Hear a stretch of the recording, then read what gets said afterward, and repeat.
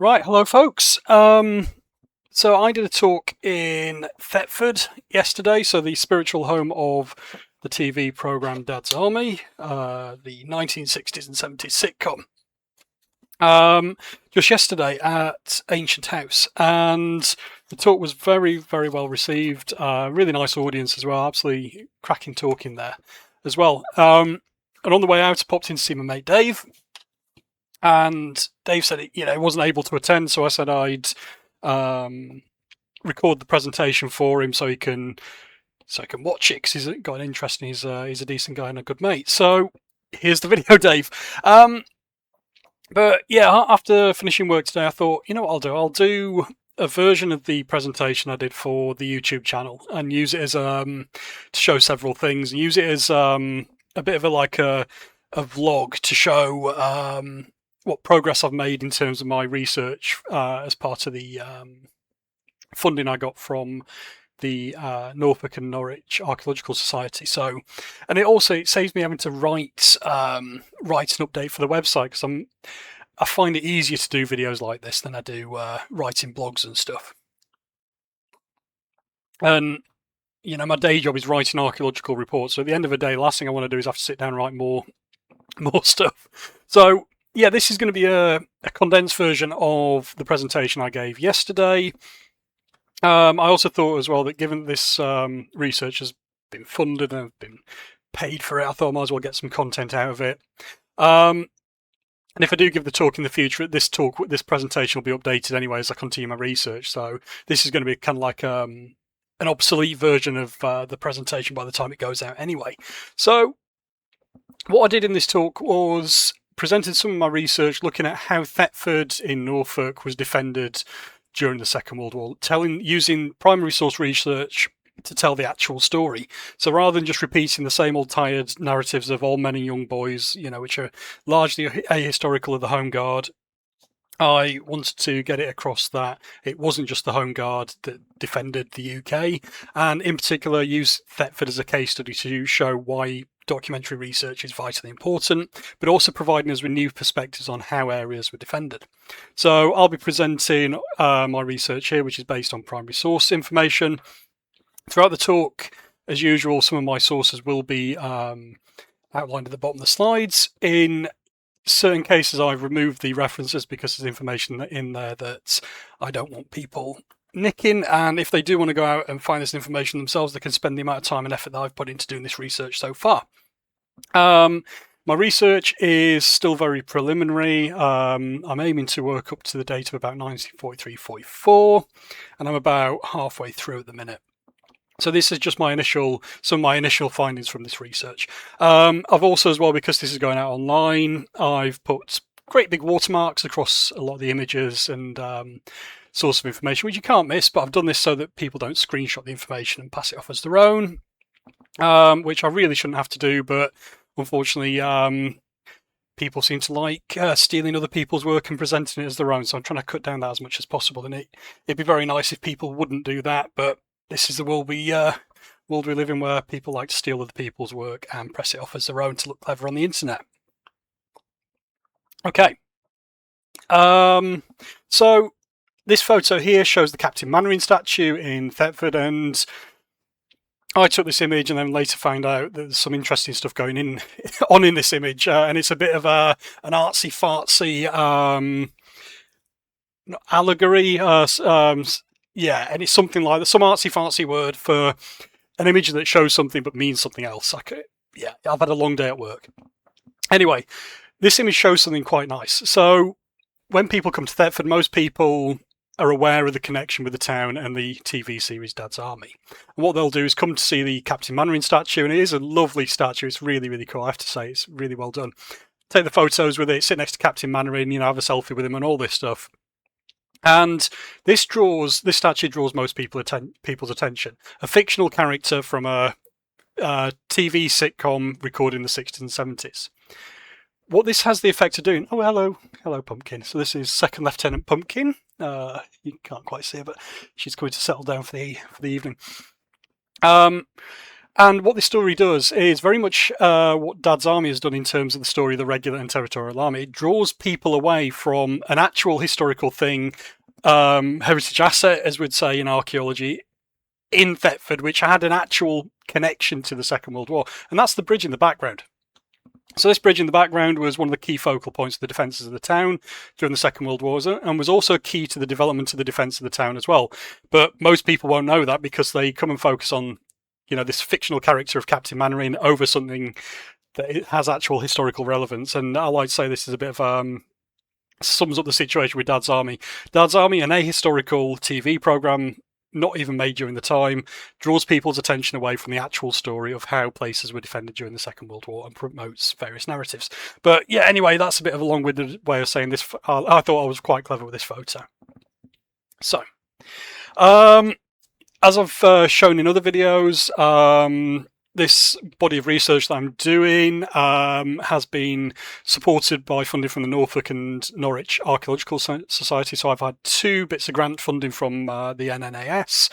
The first of this funding was to support procuring documents relating to the defence of Thetford. So I wanted to try and do a bit of a case study looking at how we research local areas in terms of using the documentary record. So in the past, I've done covered an entire county, and I thought, let's try and do something more specific and more targeted and see how easy it is to pick a very specific area and go, right, we're going to focus on this and find the information. So to do this, I got funding from the NNAS, and this has helped me get documents from the National Archives, helped me to pay a researcher, Mike, to go on my behalf, and a couple of other people. And it's allowed me to get a better insight into how Thetford was defended. I can't remember if I left them in at the end, but there's a couple of research objectives that I wanted to reach. And this presentation itself will also be part of those research objectives in disseminating the information.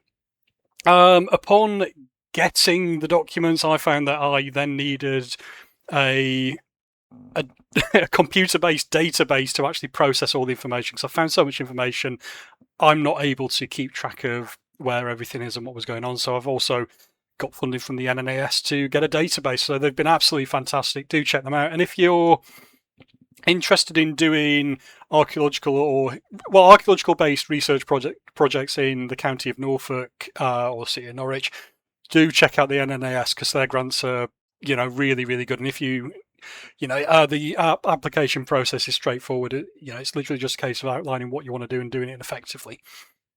So they've been extremely, extremely useful, and I'm very, very happy with the support that they've given me. So please do check out the NNAS, and thanks again to the NNAS. Okie doke.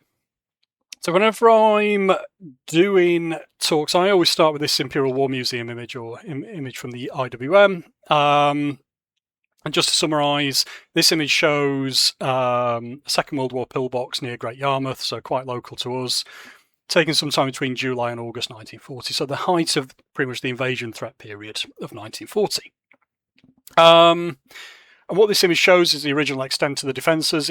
It's a useful image for archaeologists as myself, because it shows the original extent of the defences, and if you compare this site today, what you'd see in the landscape represents a fraction of what was constructed. But to start up the talk, the primary focus of this image is going to be this soldier here. I'm sure that, and I said this yesterday, I'm sure that as soon as this image popped up, pretty much most people seeing this thought, oh, that's a member of the Home Guard. And in reality, he's not. He's a member of the 4th Battalion Royal Norfolk Regiment, who were one of the battalions that formed the 18th Infantry Division that was the primary means of defending Norfolk from the outbreak of war all the way up to the end of 1941, before the division was sent to the Far East and pretty much massacred by the Japanese military. So this idea that this soldier also represents one of the Home Forces. So the Home Forces were the wider military organisation, which did include the Home Guard, but was not exclusively Home Guard. And he represents one of the infantry soldiers of the regular Territorial Army, or the Commonwealth and Free Forces, in this case, Territorial Army units, as far as I'm aware. And one of the key points to get across here is that we don't know of how many soldiers formed the regular and Territorial Army units, or formed we don't know how many soldiers formed the Home Forces minus the Home Guard. Closest estimate that I can come up with based on We Shall Fight Them by Ian Loftin is a figure of about 1.8 million as of September 1940. So you consider the Home Guard, we know exactly how many were in there, somewhere in the region of 1.6 million people had signed up to join the Home Guard by June 1940, and I've confirmed that through documentary research. Obviously, that figure doesn't actually represent the actual number of troops that were, or Home Guardsmen that were in the Home Guard. What it does represent, though, is how many people signed up. So after they signed up, it's, I'd love to know how many actually went on to serve in the Home Guard and what the numbers were over time and all this stuff, but that's a question for another time. So in comparison, estimation, we don't know. Well, based on estimate, the Home Forces comprised 1.8 million professional soldiers in comparison to the 1.6 million of the Home Guard. But the difference is we don't know how many Home Forces soldiers there were compared to members of the Home Guard. And this represents one of these key disparities between what was the Home Guard, not even a third line fighting unit, very you could just say auxiliary military unit, a supporting unit compared to the professional soldiers. There's more focus been put on the Home Guard than there has the frontline soldiers. Anyway, I've blathered a bit there. Okay. As always, as well, just to highlight, I thought I'd stick this in because I've used this in other presentations, but I always like to keep this in there. Dad's Army is not a documentary. It is not an accurate historical source. It does not show the context or the development of the Home Guard. But clearly acts as the basis for a lot of people's understanding of the defence of the UK during the Second World War. What Dad's Army also does is continues to reinforce this image created by the TV programme for comedy purposes, that the defence of the UK was undertaken by incompetents, old men and young boys, and was completely bumbling and inefficient. And the reality is the defence of the UK wasn't. As the programme Dad's Army also doesn't do things like show the developments of the platoon from the early days of poor equipment, poor management, poor command, through to the end game of the Home Guard, where they were an effective, well-equipped, highly professional, localised fighting force. And you could argue an elite localised fighting force, given their intimate knowledge of the local area. It doesn't show that progression. It doesn't show the units developing as Home Guard units did, and it doesn't show the period for this progression as well, because in most cases Home Guard units didn't become an actual fighting force until about late 1941 at the earliest in some cases. The Home Guard's initial role, which we'll look at, was not necessarily a combat role, which is what is shown by the documentary records in this case. So the continued focus and use of Dad's Army as kind of like a historical document continues to push these various ahistorical narratives. It continues to push this mythology of bumbling inefficiency and the entire country being defended by incompetent old men and young boys, when the Home Guard represent just one cog in the machine of the defence of the UK. Okay. Oh, and I might as well say that would eventually become an inefficient fighting force. Okay. What we got? So, I'm just going to skim over this because I'm fairly certain I've used this timeline before, but most people think the threat of invasion started in 1940 following the fall of France. This is not true. Preparations for invasion were first drafted in November 1939. In terms of Norfolk, troops had actually been deployed to defend parts of vulnerable infrastructure in the county in, when was it, August 1939. So even before war had been declared, some units had actually been deployed to defend various bits and pieces in Norfolk, which I've put in a previous talk. During this the drafting of the Julius Caesar plan and its implementation, Home Forces divisions, not Home Guard because they didn't exist at this point, were deployed across the UK, particularly to the East Coast, to prevent an invasion from North Germany. As I've shown in my invasion threat series, the perspective of the threat of invasion to the UK is always done from the invader's perspective. It's always done from the German perspective through Operation Sea Lion and all that. This does not give us an accurate representation of why and how the War Departments and the what is it called? I can never remember this. The War cabinet in the UK reacted as they did and put various bits and pieces into place. It doesn't reflect that accurately, and it's very surprising that very few people have actually looked at the defender's perspective in terms of the history of this. It's always from the German perspective and always from the perspective of Operation Sea Lion. So, obviously, in 1940, there were various invasion threats. See my invasion threat series.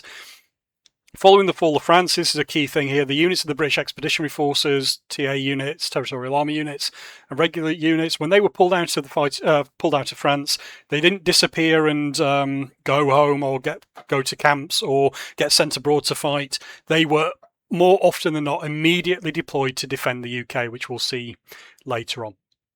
They didn't just disappear. This was a sizable military force. It was a professional military force. Because they'd lost the Battle of France did not mean that they didn't continue their military duty. You know, this idea that, and the idea in many people's heads is that the Home Guard were called up and all these old men and young boys flocked to defend the coast and everywhere else while the army had a nice rest or got sent abroad, and the reality is that's not true. The BEF and the units that formed the BEF were redeployed across the UK. The threat of invasion was real, and this was a professional military force. They didn't just get a rest because they'd had a bad time in France. So not only did these units that were incorporated into the home forces have to re-equip, rearm, and retrain, they also had the duty of defending the country for 24 hours a day as well. Obviously, we know today that in 1940 the invasion never came in September 1940, and over winter there was a bit of a respite in terms of the troops deployed. They were able to spend some time on re-equipping and all this stuff, and got some respite over the winter months where the invasion was not going to come because the tides were not favourable. This did not mean, though, that the threat of invasion was over. Excuse me. The next favourable tides for invasion would have been in around, I think, April 1941. I can't remember the exact date, but I'm fairly certain it was April 1941. So this meant that they had time to prepare for the next bout of favourable tides. What else? So it's in June 1941 that the Germans turned their attention to Russia and invade Russia, and a lot of people think that this is the point where the invasion threat ceased. From the perspective of the home forces, it did not. The threat of invasion continued until at least December 1942, at which point the War Cabinet had a meeting to assess the situation and determined that imminent invasion was over as of December 1942, and then coming into 1943, the regular and territorial army unit could finally be put into wholesale training for the re-invasion of France or redeployment elsewhere in most cases. This is the point where the Home Guard are given more responsibility for localised defence in many cases, but it's not until about 1944 that they are capable of taking on the role of things like coastal artillery batteries and anti-aircraft batteries. The scale of the deployment to the Home Guard was not on the same scale as the deployment to the regular and territorial army in 1940 and 41. For example, in coastal areas, they wouldn't have been sat in pillboxes day and night, patrolling the coast and all this stuff. They were literally confined to coastal artillery batteries, garrisoning various nodal points and anti-tank islands in the country, and that was it. It wasn't the same scale of deployment as the regular and territorial army. And through my research as well, I think it was the Cambridgeshire sub-area which covered the Fens and all that. It's in writing in the documents that October 1943 is when the local Home Guard were given the primary role of defence in that area. So they took over the role that was assigned to the army and took on this front line, first line primary role of defending the area in October 1943, much later than many people realise. Anyway, that's just a very brief summary of that. So, just to kind of try and put the Home Guard into context, this is a kind of summarised list of all the units that were responsible for defending the UK throughout the Second World War, primarily in 1940. So we have the less tangible things such as military intelligence, which was key to gathering intelligence on the enemy through various means and trying to preempt when invasion would come. This was key to building up a picture of what was going on behind the lines and behind the fog of war, and also give us the edge in terms of trying to work out what the Germans' plans were and also what their preparations were and strengths were. Royal Navy and Coastal Command were undertaking daily and often hourly patrols out into the North Sea. trying to give an early warning of an invading fleet that was trying to slip through the net and try to come through unnoticed, and also on the Channel coast as well. So that role gets overlooked today. There were massive patrols of destroyers, submarines, and then aircraft of Coastal Command, pretty much out 24 hours a day over the North Sea and over the Channel coast as well. The role of RAF Bomber Command also shouldn't be underestimated as well. So obviously the role of Fighter Command in the Battle of Britain is well known, but RAF Bomber and Fighter Command are also key to defending the ground if an invasion happened. So yeah, if the RAF had been knocked out, there would still have been RAF units available to do some ground attack work.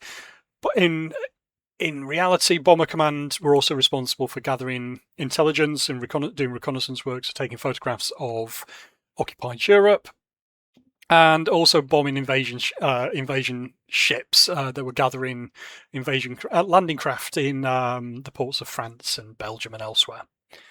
In terms of land defence, and the tip of the spear was the Royal Artillery. These get massively overlooked. If the invasion came, the first units that would open fire would have been coastal artillery batteries operated by Royal Artillery units. So these would have put down counter-battery fire on enemy shipping. They would have intercepted landing craft and the like. We also have field batteries covering pretty much all of the vulnerable stretches of beach. So batteries of the Royal Artillery set up further inland to drop fire onto vulnerable beaches. New unit that I found relatively recently are the medium batteries. These are kind of like halfway between field batteries and anti-tank batteries. And they were doing a similar role to the infantry. So in the last couple of months, I got a war diary. I just picked it up just to see what was going on with it. So I put an order in for that. And it's for a medium battery that was operating in my local area. So it turns out that this one medium battery that I got the war diary for was actually defending the town I live in Watton, and the Home Guard was subordinate to those. So that's another kind of angle of research, is looking at the role of these medium batteries, because they were doing a role that I thought the infantry would have been doing. They were guarding the town, operating roadblocks, defending from pillboxes and all this stuff, while the Home Guard did a bit of roadblock work and guarding the local telephone exchange and things like that, which is what you'd expect. And then finally we have anti-tank batteries. So Royal Artillery anti-tank battery and anti-tank units would have been responsible for shooting up tanks and all that stuff. Then we come to the infantry. So we've got the regular and territorial army. I should have added in Commonwealth and Free Forces here. Regs and TAs, as an overarching term, were the units responsible for land defence. They were responsible for coastal defence and inland defence. The vision today is that in some cases the Regs and TA were sat on the coast and that was it. They were literally everywhere. This idea that the Home Guard were everywhere and the Regs and TAs were sat in land and would have been deployed if the enemy invaded, but the Home Guard would have to do all the fighting and wait to be relieved by the Regs and TAs is complete bull. The army were pretty much everywhere, as were the Home Guard, but the regulars and TAs were the ones that would have been doing the fighting. We also have local mobile reserves, which we'll look at in more detail later. This idea that the defence of the UK was purely static is also complete bull. And there were generally mobile reserves kept all the way down to platoon level, give or take. So the battle would not have been static. It would have been a mobile war as much as possible, and we'll see some of the plans involved in the mobile war to defend Norfolk in a second.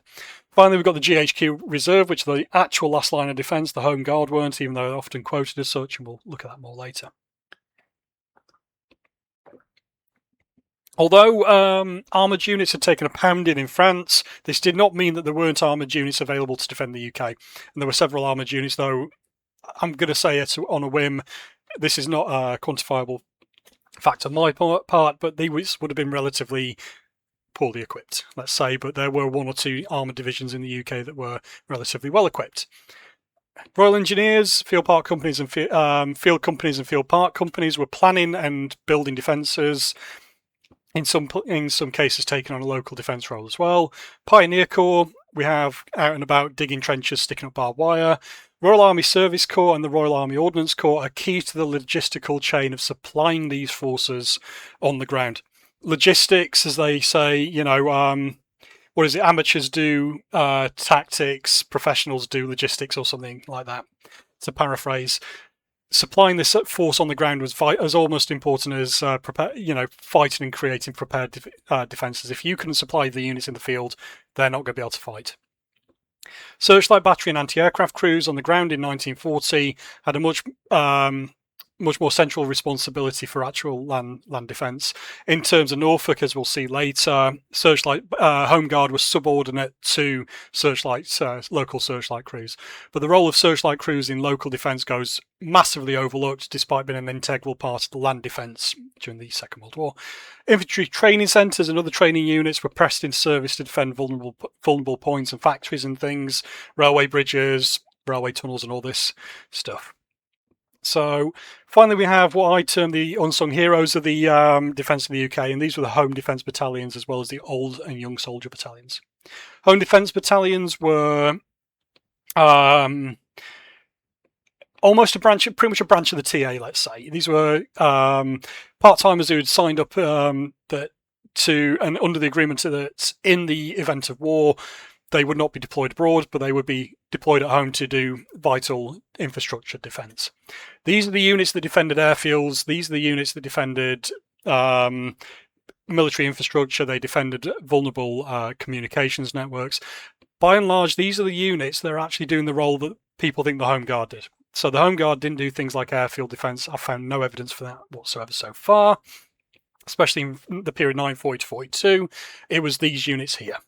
So yeah, these are pretty much the unit that were doing the stuff that people think the Home Guard were doing today, especially in 1940. Alongside this, we've got RAF ground defence units that deserve a mention that would be defending airfields in 40 and 41. These are the precursor to the RAF regiment, which was formed in, I think, late 41, early 42, and took on this role. And these would have been responsible for airfield defence alongside the Territorial Army, Home Defence Battalions and Old and Young Soldier Battalions. We have a similar thing going on with the Royal Navy. So Royal Navy shore establishments also had their own defence units as well for docks and things. So after all this, that's when we finally get to the Home Guard. We'll look at their role in more detail later, but as we can see, the Home Guard are just one cog in the machine. They are one part of a wider, cohesive military infrastructure, which was heavily grounded towards professional soldiers and not amateurs or old men and young boys. So the role of the Home Guard did develop over time, as we'll see in this talk, but in 1940 in particular, it had been not necessarily or very rarely a combat role. They were responsible for local defence of their immediate area, so not much else. Things like factories and other vulnerable points that did not require regular and territorial army defence. So telephone exchanges, private factories, the electric network and all this type of stuff. And in some cases, the road and rail network. There was also some responsibility for roadblocks, but this was not an exclusive Home Guard role. Regs and TAs did shed loads of roadblock work themselves. One of their key roles was the transfer of orders and intelligence, so keeping tabs on where the enemy are and passing that up the chain of command was a key role of the Home Guard, especially in 1940. They're also, as well, and this is very important, intended to guide Regs and TA units in their area of operations.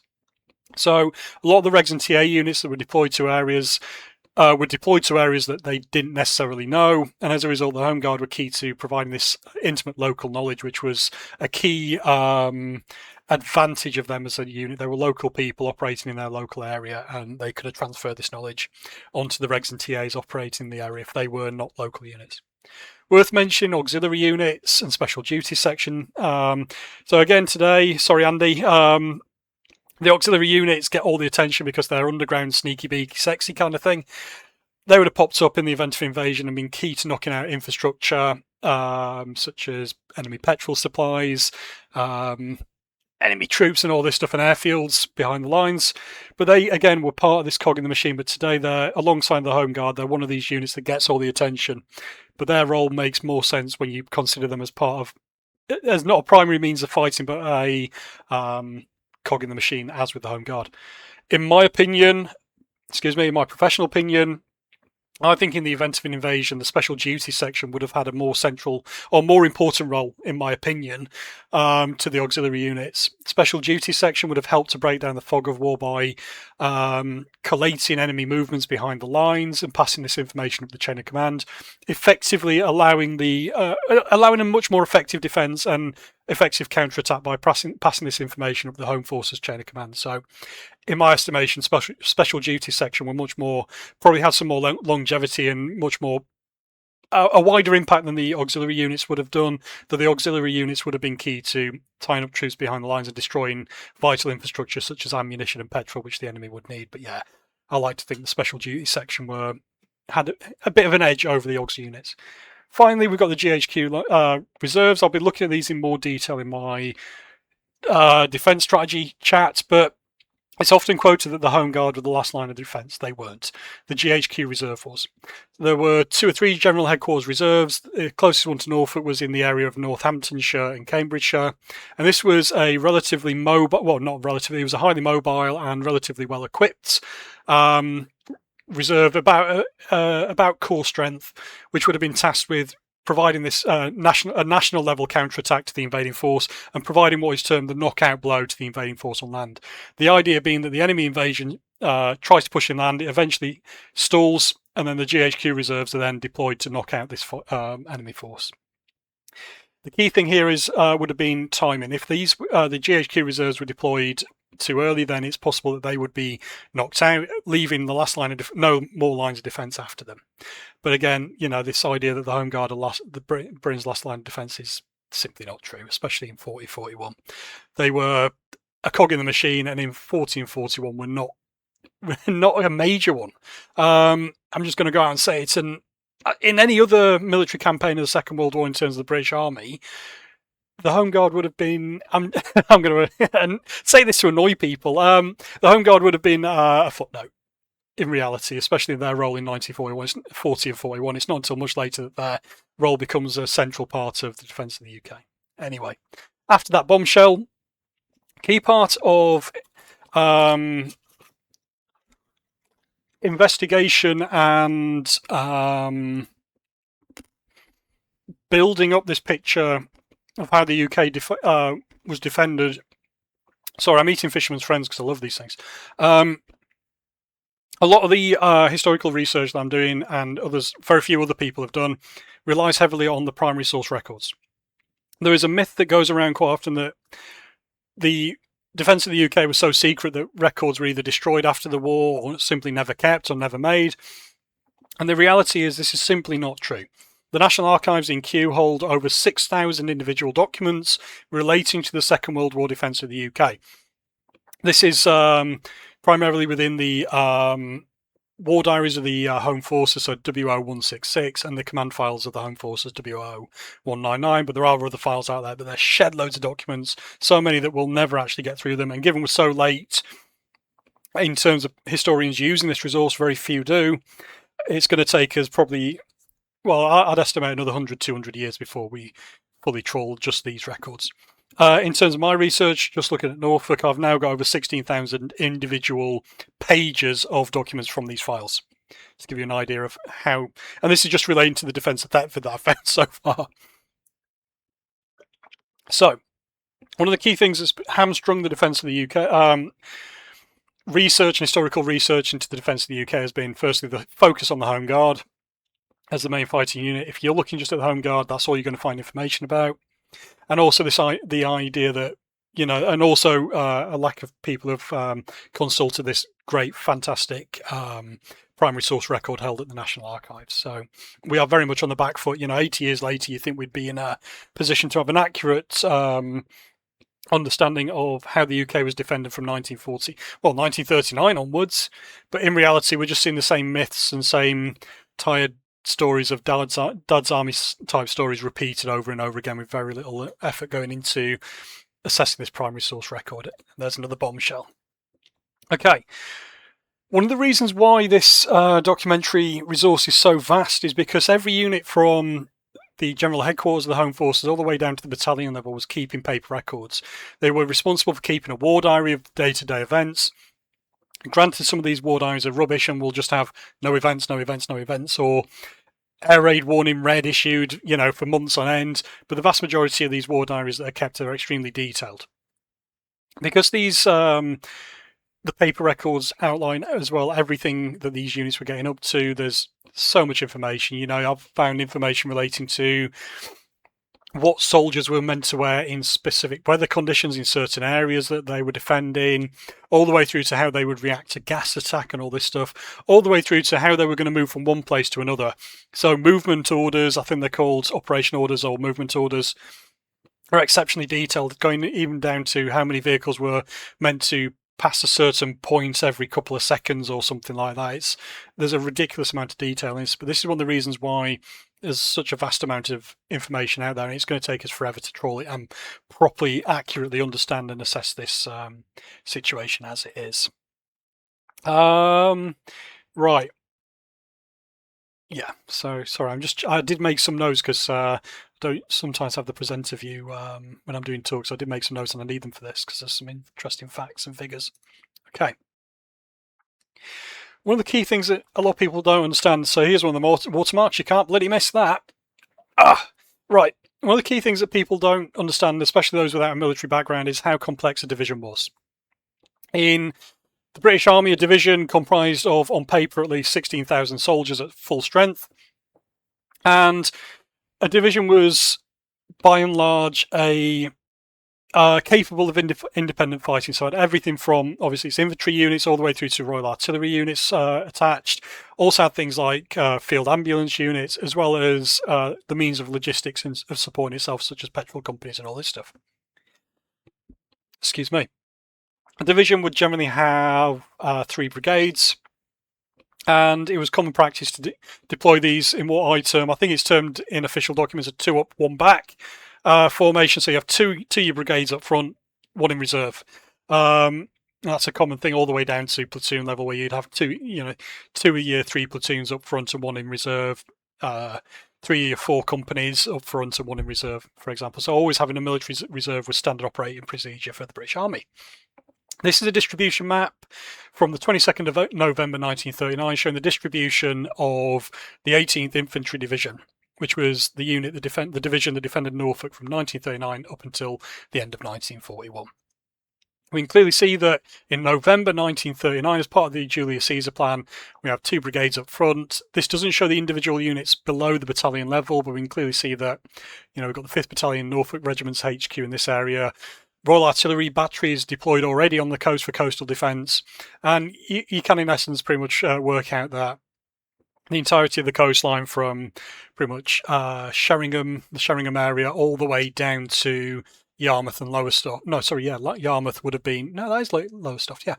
Yarmouth/Lowestoft would have been defended. These were the key places where the invading force would likely to land had it set sail from ports in northern Germany.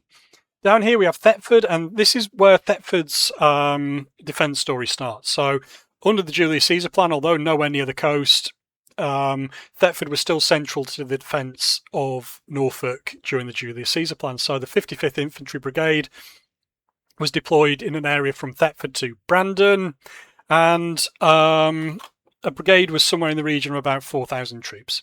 In fact, we'll look at this in a bit more in a second, but to get an idea of how complex just a division down to brigade level and battalion level is, this is an idea, and we can clearly see that a division was relatively capable of being deployed to cover an entire county, especially in November 1939. So yeah, the 18th Infantry Division were a Territorial Army unit. You can Google and find information about their regimental history and all this, but their time in the UK gets very little attention. It's their activity in the Far East, or the Middle East, no, Far East, that gets a lot of attention for obvious reasons, because it was quite tragic what happened to them. But their story of the UK, their time in the UK, is rarely told.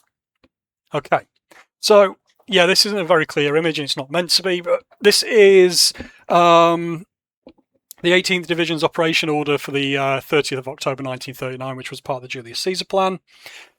This outlines that I can't even read my own handwriting. So, yeah, I can't read that. Fit shear of defences. I need to learn to write. So, under the Julius Caesar plan, the key fear was the Germans would land airborne troops in East Anglia, use these to capture airfields and seize ports, and then land a seaborne force. So, East Anglia Norfolk in particular had the ports of King's Lynn, Cromer was one that was flagged up, and Great Yarmouth, which could all potentially be captured by airborne troops and then used to land a follow-up force by the enemy. As a result of this, the 18th Infantry Division was deployed to defend the coastline of Norfolk and, as we've seen, the inland areas as far inland as Thetford. Interestingly enough as well, in fact, let's go to this map. This idea that the defences were purely static, as I already mentioned, is complete balls. Even as early as the Julius Caesar plan, there were plans put in place for mobile counterattack. And this is a really cool map that I found in the Eastern Command War Diary. And this shows the plan of counterattack in the event of the enemy landing on the Norfolk and Suffolk coasts. So as we can see here, we've got the 18th Division covering Norfolk, 54th Division covering Suffolk. If the enemy landed, or you've got Great Yarmouth and Lowestoft marked there. If the enemy landed, these two divisions would hold out as long as possible. The 51st Division, Infantry Division, would take up a blocking position in the general area of Thetford. They would set up a line. I can't remember the river. It's I think it's also the general line from Thetford down to Bury St Edmunds. They would set up a defensive position along a defended area there. They sent out recce patrols to try and keep track of where the enemy was if they were approaching. And in reserve, you'd have the 1st Armoured Division alongside them to provide, well, the Infantry Division providing a blocking action, the 1st Armoured Division intended to go in to attack the force if it landed in East Anglia. We also have the assembly area for the 48th Division just to the northwest of London, and they would have been the reserve force in terms of an invasion of East Anglia in 1939-1940. So this is probably going to be quite a sought-after map, but this is something I wanted to stick in to show that this idea of static defences is simply not true. Even as early as the Julius Caesar plan in 1939, they were planning on set-piece battles to be undertaken in the event of invasion. And this is obviously before things went awry in mid-1940, but as we'll see later, the plan was still for mobile defence division and division plus level, I think maybe army level. So that's one of my favourite bits of information. Alongside this defence against invasion then, so doing coastal defence and all this stuff, 18th Division also had the responsibility for what was termed the defence of vulnerable points. Vulnerable points are things like radar stations, RAF aerodromes, vital infrastructure such as RAF fuel depots, the potential landing ground at, for example, at Newmarket. We've also got RAF Cardington, which was the barrage balloon training centre, and also Sharnbrook Viaduct as well was a key vulnerable point that the 18th Division had responsibility for defending. So not only did these units of the TA have to defend this area in depth, they also had to find time to defend these vulnerable points defend them from sabotage, fifth column activity, and all that stuff. So it split the force quite a bit, and I can see from this that this is one of the reasons why they brought in things like the home defence battalions, which were pre-war, but they brought those in and rolled them out as much as possible to free up the territorial army units further to do proper fighting, and then form the Home Guard to split up this responsibility. But in regards to the Home Guard, they did not defend RAF airfields. I found literally zero evidence for that in my research. If someone can provide me with a primary source to show that the Home Guard were actually defending RAF airfields and what dates that took place, then I'd love to see that. But yeah, I won't hold my breath. So as I've already mentioned, the 55th Infantry Brigade were deployed in the area of Thetford to Brandon, pretty much from the outbreak of war, or a few months after the outbreak of war. And this consisted of the 55th Infantry Brigade, which was a force on paper of, say, 4,000 troops at most, so somewhere in the region of 3,500 to 4,000 troops. They were also joined by two companies of the Infantry Training Centre of the Suffolk Regiment, or is it Infantry Training Corps? I can't remember anyway, of the ITC of the Suffolk Regiment. So that adds about another, if I'm going by military strengths of the British Army at the time, about a company was about 150 soldiers. So it's possible that there was somewhere in the region of 4,300 soldiers deployed between Brandon and Thetford as part of the 55th Infantry Brigade. Again, pointing out here that the Infantry Training Corps were doing these additional defensive duties, which are commonly attributed to the Home Guard, often with no evidence. So, just to highlight the vulnerable points that were to be defended by the 55th Infantry Brigade, we've got the airfields of Honington, Pull and Bomb Dump, Mildenhall, the landing ground at Newmarket, Sharnbrook Viaduct. So it's quite a big area there responsible for defending. And in terms of the defence of Thetford, one of the first things that was defended was the RAF fuel depot, which is still there today and still an operational bit of military infrastructure in the area. But that was one of their key things to defend in Thetford itself in 1939. Coming into May 1940, so things with the Julius Caesar plan, we'll be looking at this in my series in more detail later. The Julius Caesar plan was amended and changed and eventually superseded by an operation that I can't remember the name of. No, a plan that I can't remember the name of, but it's not important. I'll look at it in more detail in the future. But following the invasion of Denmark and Norway in April to May 1939, 1940, this is where units of the 8th Battalion, 8th Home Defence Battalion of the Royal Norfolk Regiment started to be deployed in a much wider area to cover vulnerable points that did not need full-time TA units or fit soldiers of the TA units to defend. And in this case, we see U Company of the 8th Home Defence Battalion, Royal Norfolk Regiment, brought into Thetford to defend the Thetford Petrol Station, the RAF Fuel Depot, and the Thetford Central Supply Depot, which is now the TA Centre in the town. Somewhere in the region of 3 officers, 2 warrant officers, sergeants, and 12 other ranks were responsible for defending these 3 vulnerable points as part of U Company. You'll also notice here that T Company was also responsible for the Broads Flotilla. The Broads Flotilla today are very well known for being a Home Guard unit. Funnily enough, they weren't initially a Home Guard unit. They later became much more Home Guard dominant unit, but the Broads Flotilla was initially established by the 8th Battalion 8th Home Defence Battalion Royal Norfolk Regiment, but that story goes completely overlooked. The history of the Broads Flotilla needs a lot more work to show this pre-Home Guard establishment of the unit. Okay. So, in May 1940, 11th of May 1940, this was when we also see the first defences start to be built in Thetford. So it's under the 55th Infantry Brigade that roadblocks are to be constructed and operated by the brigade, and these include the bridges at Thetford and Brandon. So that bridge that I pointed out in the initial image was one of these bridges that was set up to be for a roadblock as part of these initial defences and would continue to be a key focal point for defence. So when people go to the town today, they're blinkered by the Dad's Army statue of Captain Manring and don't necessarily see that this bridge or know that this bridge in the background had an actual tangible link to the Second World War. So yeah, 11th of May, we start to see the first defence has been built in Thetford, and these are in the form of roadblocks that be operated by the 55th Infantry Brigade. In terms of construction of these defences, it fell under the remit of the 121st Road Construction Company, Royal Engineers, and they arrived on I think it was around the 29th of they arrived on the 31st of May 1940, but they relieved a platoon of, I've got it written down, this is why I don't like using notes.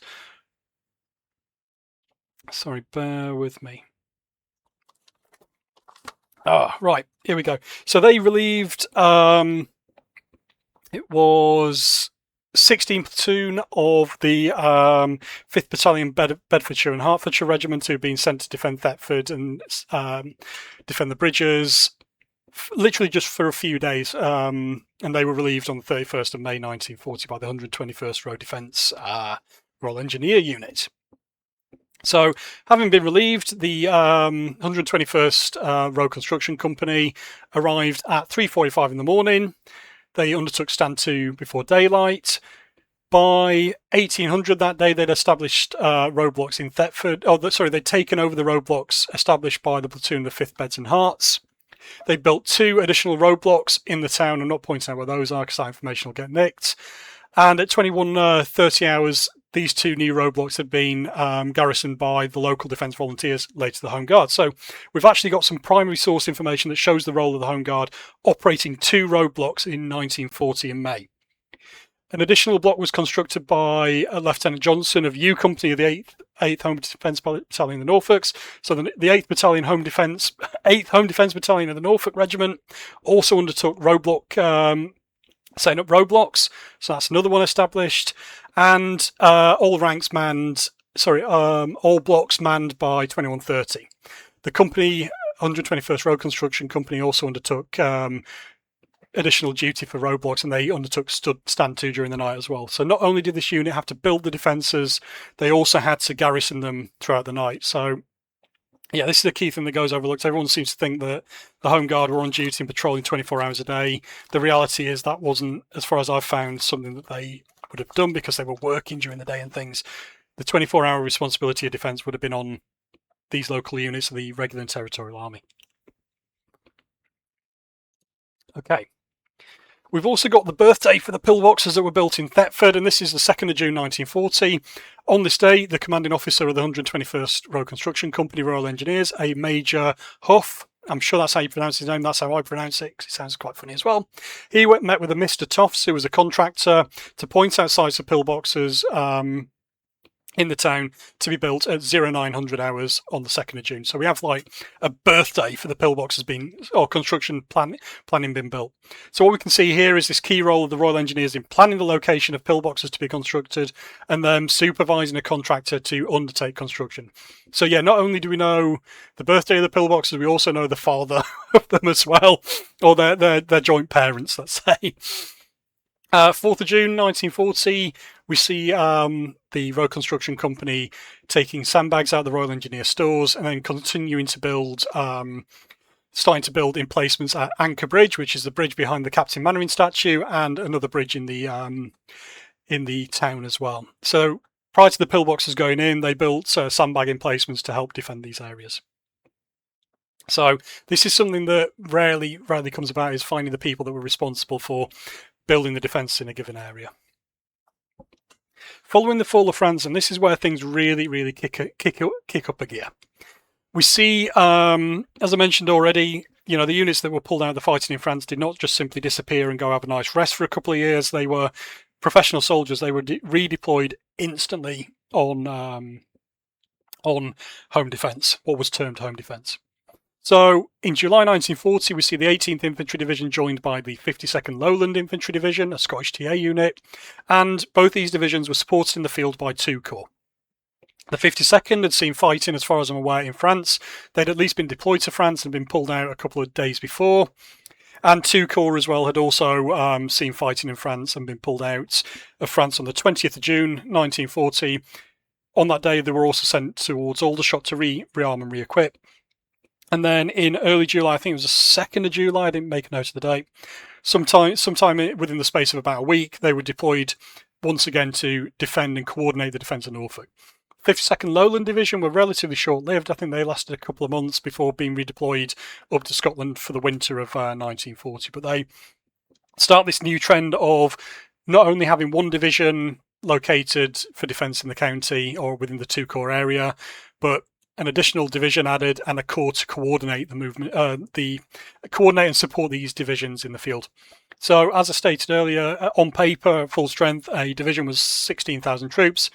We now have, as of July 1940, at least on paper, 32,000 troops, soldiers available to defend Norfolk, and on top of that, a corps to coordinate their defence. Yeah, and something to point out here as well, this shows the level at which this area was important in terms of threat of invasion. You wouldn't deploy two divisions to this area if you didn't want to seriously defend it. And this idea that the defence of the UK was never taken seriously is complete bull. It needs to be really addressed, because you wouldn't go to the logistical effort of deploying these two, supporting and deploying 2 divisions to the area of like Norfolk, Cambridgeshire, Huntingdonshire and Bedfordshire. Alongside this as well, so we saw the construction of defences starting in May 1940. By July 1940, the means of defending the 2 corps area had ramped up. This is a condensed map of the one that I put in my presentation, because there's a lot of information that would genuinely get nicked from this to get put on a rubbish online map. But this shows the range of what were termed nodal points as of July 1940. The formation of nodal points is often overlooked. This was something undertaken by General Ironside, who gets often maligned as being static-minded because of his stop-line strategy. The reality is he filled a lot of places with nodal points as well as part of this defensive strategy. His defensive strategy as well wasn't purely static as well. He just didn't have the resources to be able to undertake mobile defense, as he makes very clear in his war diary. Alongside these nodal points, we have 2 stop lines established in the 2 core area. This is the GHQ line in red and the Eastern Command line in blue. There were additional linear defences set up across the 2 core area, which I haven't put in this map, but there were things termed block roads and demolition belts. And these are not stop lines in the traditional sense, and they were never called stop lines. These were very specific things with a specific purpose. A lot of the nodal points were joined by blocked roads, so these were lengths of road that would be blocked by roadblocks. Bridge demolitions would be undertaken and all this stuff to deny. Well, no, correction on that. Bridge demolitions were not to be undertaken because these roads needed to be kept open for the defenders, but closed to the enemy. In the Broads area, we also get a series of demolition belts where bridges would be blown up to slow down the enemy. But a key backbone of the 2 core defence were these nodal points, of which Thetford was E31. There were 2 categories of nodal points, Category A and Category B. I nearly said C there, that won't make any sense. Of which Thetford was a Category A nodal point along with Norwich and a couple of others. Category A nodal points would be required to hold out for 7 days in total. They would have to have food, water and ammunition for the garrison to hold out for 7 days. In July 1940, defence of nodal points was undertaken by the regular and territorial army units, not the Home Guard. Home Guard were responsible in some cases for the defence of villages surrounding these nodal points, but the nodal points themselves were defended by professional troops, and they were required to hold out for 7 days. Category B nodal points would have to hold out for 2 days in comparison. Okay, interestingly enough as well, the orders say that the stop lines that were here were meant to hold out for a couple of hours, which is interesting. GHQ line is relatively famous. Eastern Command line, not quite as famous. But yeah, these were literally the 2 only actual stop lines in the 2 core area. Stop lines get a lot of attention. Their role has been pretty much overblown. They were only official defensive strategy for a case for 2 months on paper. From my research, GHQ line was abandoned by July 1941, had been mothballed a couple of months earlier and fell out of use by July 1940. Sorry, 41, correction there. As we'll also see later as well, I've so far found no evidence to show that the common belief that the Home Guard would have defended the GHQ line is true. I've found very little evidence in fact, I found 0 evidence to show that the intention was for the Home Guard to garrison this line. I have found some evidence that the Home Guard would interact with it, which we'll see later, but this was not a role that they would not have been fighting from pillboxes and the like, as far as I've found. If someone can, again, point me to a primary source that confirms that the Home Guard would have taken a position here in terms of using pillbox and stuff, I'd love to see it. Also in late July 1940, we have a major reorganisation of the 2 core area. So we have the establishment of what are called sub-areas, and these are a massive pain in terms of historical research. Each of these sub-areas also created their own war diary. The idea behind these was to split up this area behind the 18th Division of the Royal Norfolks. So the 18th Infantry Division, not the Royal Norfolks, the 18th Division would maintain defence of this extremely vulnerable area, and then the area to the rear would be divvied up between Home Guard and Regs and TAs. And this is the start of putting the infrastructure in place to, in the future, allow the Home Guard to take on a more active role, but this is very preliminary.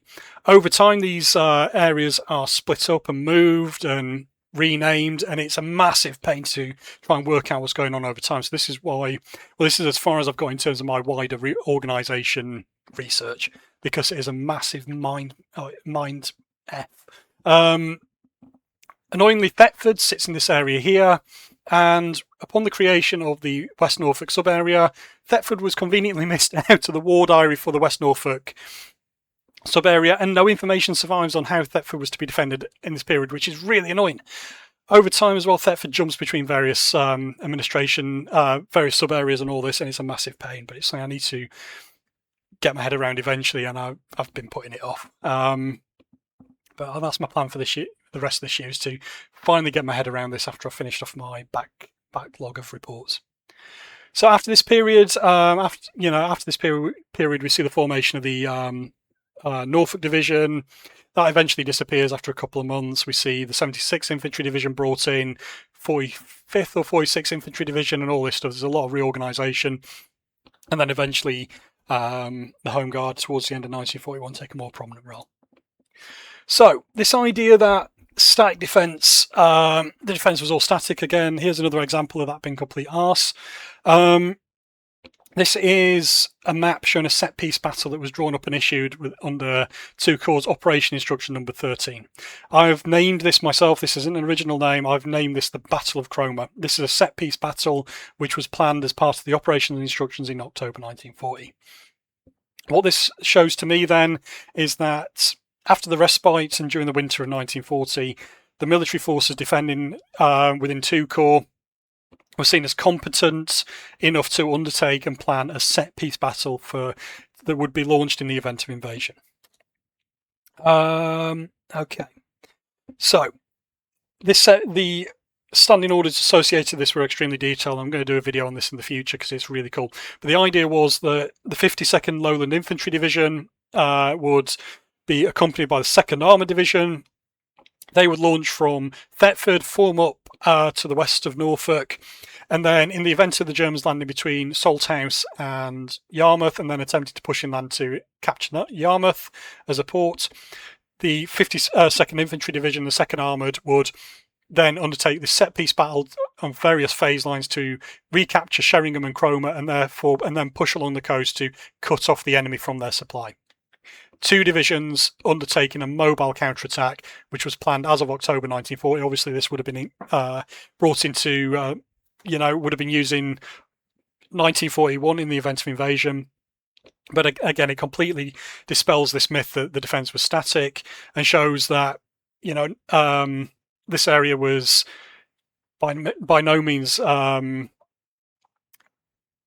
to this idea of mobile warfare. We saw the Julius Caesar plan had a mobile counter-attacking element, and this continued into 1940-41 as well. So what I call the Battle of Cromer would have been an extremely interesting thing to see if the enemy did appear. But again, shows you that the defence was not purely static, and even in 1940, this area the defenders of this area were confident in that they could undertake a set-piece battle, pretty much similar to what we'd see in later years in the fighting in Normandy. So yeah, that goes massively overlooked.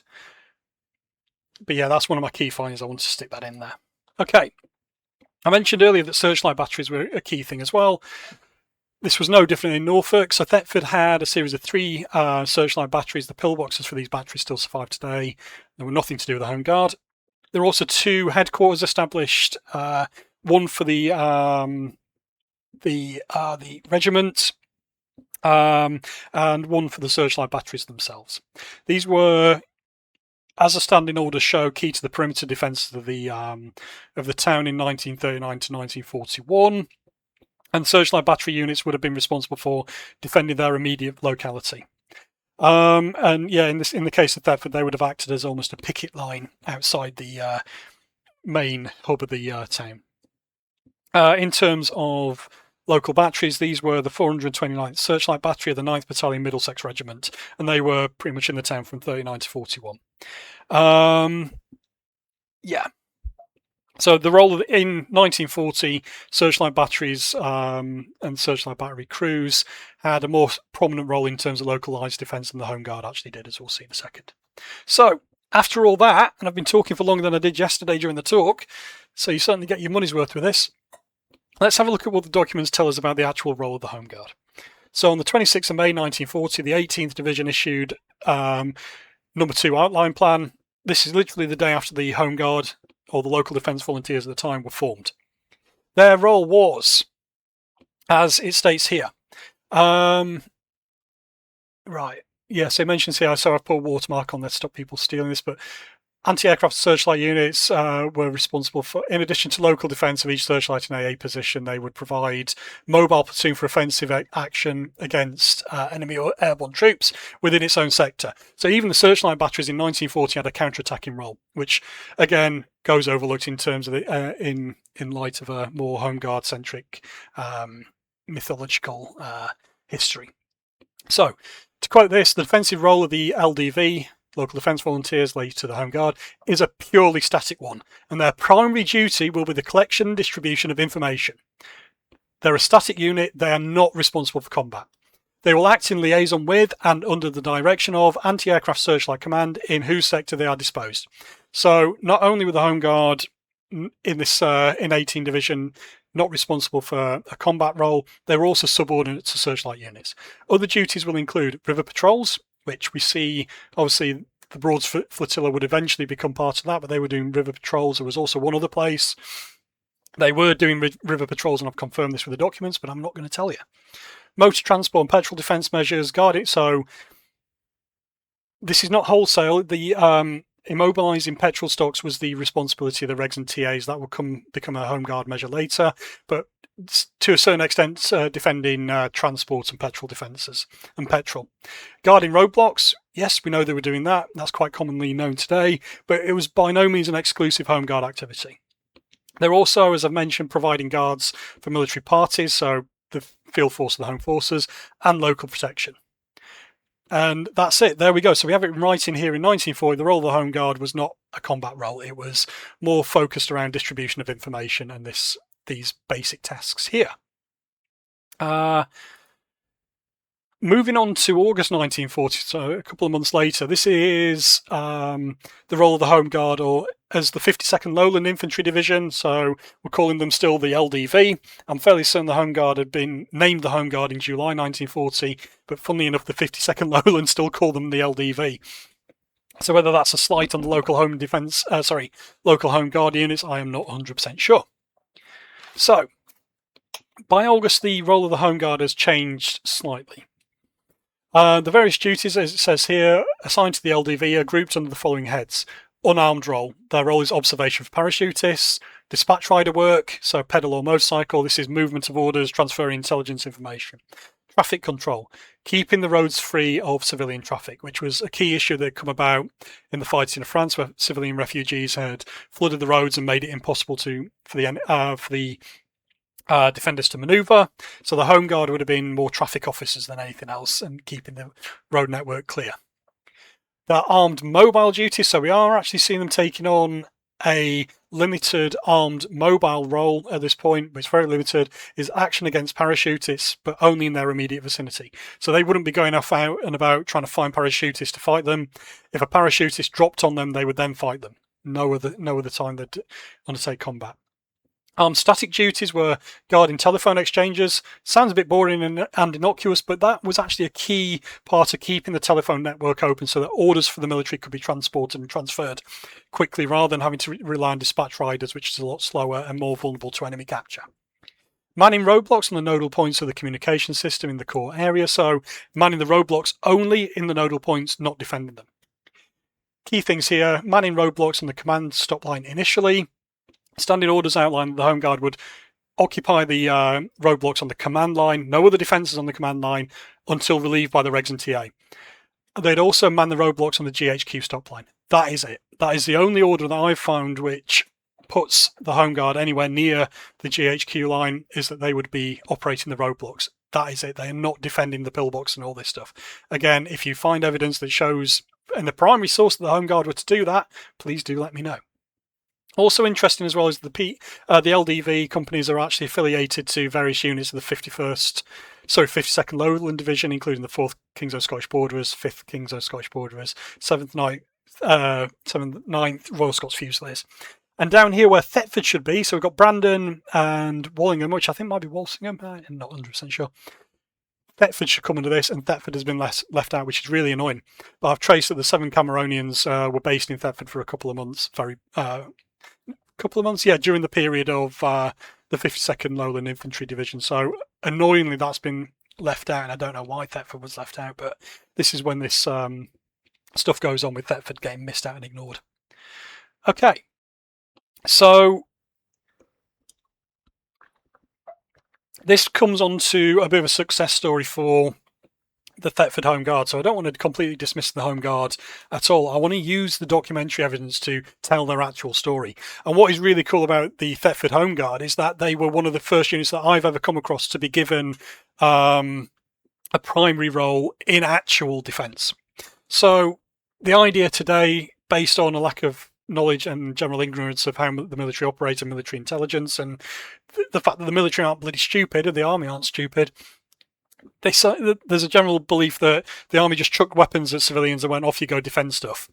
The reality is not not that. What actually happened is that in the case of the sub areas in 2 Corps, the local Home Guard units were tested to see whether they were proficient and see whether they were capable of undertaking defence of nodal points. Which brings us to Thetford on the 30th of March 1941.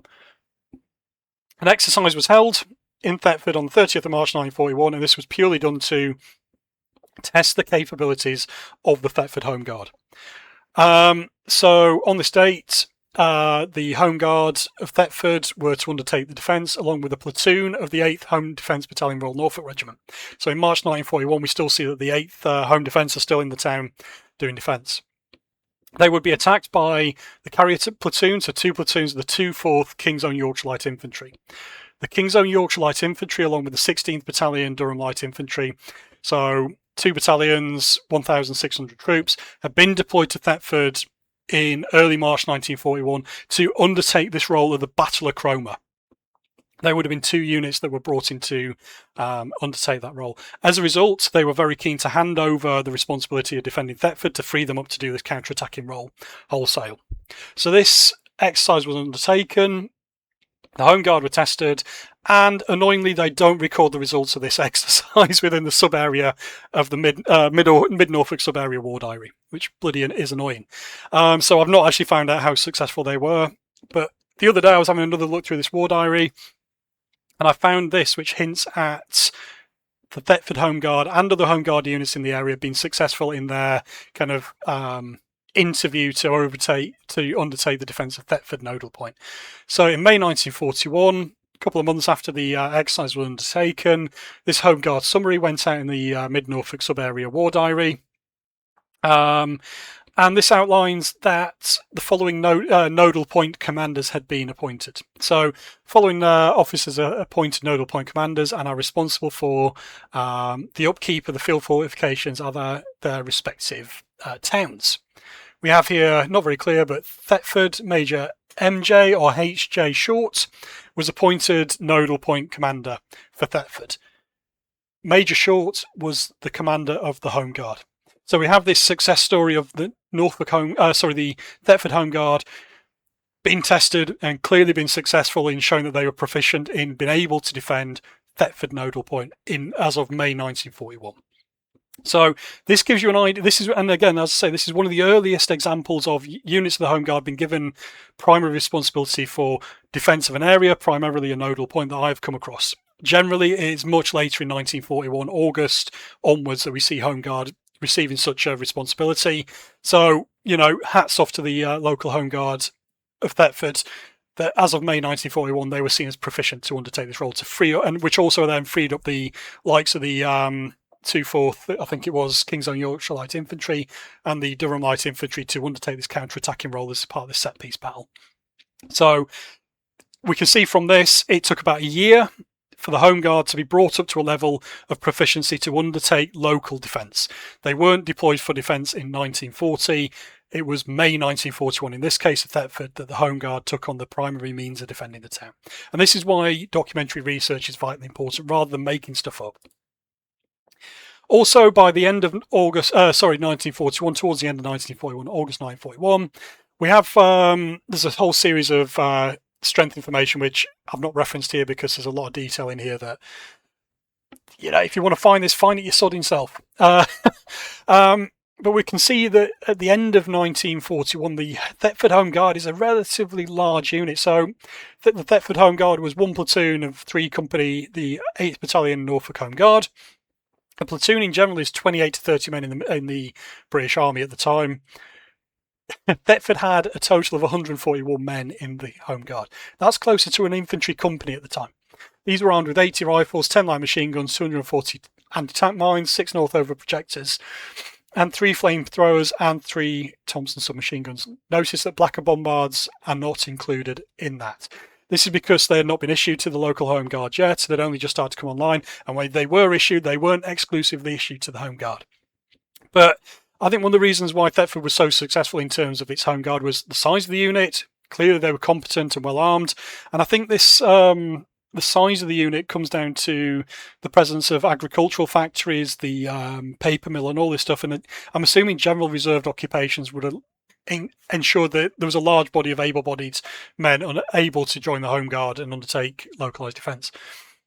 Also, these towns further inland, like I said close to the beginning, such as Thetford, were not going to be on the front line immediately if the enemy turned up. So there was this ability to sign over nodal points further inland to the Home Guard, because they would not necessarily have come under immediate attack in the event of invasion and enemy landing on the coast. But again, this gives you an idea of how sizable a force Thetford had. I think it was also the largest Home Guard force in the 8th Battalion of the Norfolk Home Guard that I've come across. But again, yeah, this is something I need to look into. But again, hopefully this shows you the actual story of a Home Guard unit rather than stuff that's just made up based on Dad's army and assumption. The primary source records give us a lot better insight into the development of a Home Guard unit behind and eventually alongside regular and territorial army units. So far from the dates between 1939 and 1941, these are the units that I've identified, both regulars and TAs and Home Guard, that defended Thetford. First unit I've traced was the 5th Battalion Bedfordshire and Hertfordshire Regiment. They were there for a couple of days, almost a month, a couple of days, weeks at the very most. 8th Home Defence Battalion were there for a long time, 121st Road Construction Company. 7th Battalion Cameronians were there very briefly. 16th Battalion Durham Light Infantry and the 2 4th Battalion King's Own Yorkshire Light Infantry were the 2 battalions deployed to Thetford as part of this mobile counter-attack plan, the set-piece Battle of Cromer. We also have the 429th Searchlight Battery, 60th Searchlight Regiment from 39 to 41. 117th Company Royal Pioneer Corps were briefly responsible for defending the TA depot, the CSD, Central Service Depot, or whatever it's called. 929th Company Royal Army Service Corps were based at the depot and they did local defence. And then finally the 8th Battalion Home Guard, 3rd Company 1 Platoon, which eventually became the prominent unit for defending the town in mid 1941. So, on a serious note, I always like to finish on this. We know exactly how many Home Guardsmen were killed during the Second World War. The figure was somewhere in the region of 1,765. In comparison, we do not have a readily available figure for how many troops of the regular and territorial army et al. That formed the Home Forces. We do not have a readily available figure for them because no one's done the research. This does not mean that no Home Forces were killed. They were. We just simply don't know because no one's bothered to look at how many were killed and determine a figure. Just to give a bit of an insight into this, I'm still trying to work out, one of the key goals that I want to work to is creating a roll of honour for Norfolk and build up an idea of how many troops were killed defending the county during the Second World War. And so far I found the largest loss of life within the regulars and TAs within Norfolk was on the 6th of January 1941. On this date, a single German aircraft following the railway line across Swaffham dropped a total of 9 high explosive bombs on Swaffham Station, with 2 of these unexploded, and this killed 5 soldiers of the 6th Royal Norfolk Regiment and wounded 2. Station and track damaged. There is no local memorial for this. This event is largely forgotten, but this is so far the single largest loss of life I've found in the county during the Second World War. There were probably others, but this is the only one so far I've identified. But this clearly shows that the Home Forces units that were deployed, not just the Home Guard, were also on the receiving end of casualties, and as a result, I find it really disappointing that we don't know how many were killed and we don't properly remember those that were killed. And this event, slips out of common memory, and there's probably very few people that know about this. So I thought I'd flag that up as a as one of the kind of serious side of this research, it's not just bashing the Home Guard. I want to make sure that these soldiers and those that were deployed in Norfolk and elsewhere are properly remembered today. So, in conclusion, this talk. So, yeah, I've gone over a lot of stuff. Like I say, this talk, people are getting bonus talk seeing this on the YouTube channel because I did this in 50 minutes yesterday. So, just to conclude, there's so much information out there that it will take so long. It'll take us a long time to trawl. Like I say, I think it's going to take a long time to go through all the documents in the National Archives properly. In most cases, in particular in 1914, the Home Guard had a limited defensive role, as we've seen with the primary source information for the 18th Division and Norfolk in general. The role of the Home Guard upon their formation was not an armed role, as it says in black and white. It was a role of passing on information. But this eventually changed.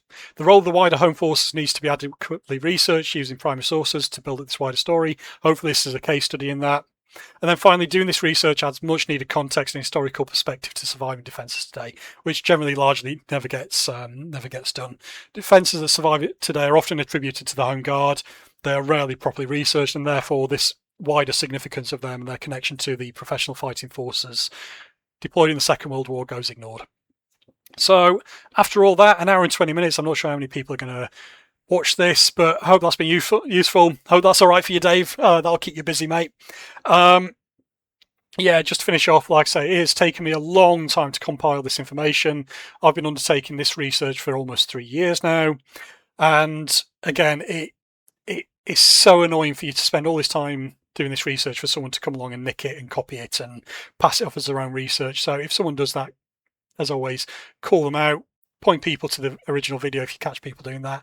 It annoys the hell out of me, and it takes away the time and effort and the recognition that people like myself get for doing this research and telling these stories that go untold today. Anyway, I hope I've not dropped too many bombshells there, but hopefully this gives you an insight into the actual history of an actual Home Guard unit and how they developed over time and how the role of the regs and TAs was much more important than many people realise. Catch you later. Thanks for watching and goodbye.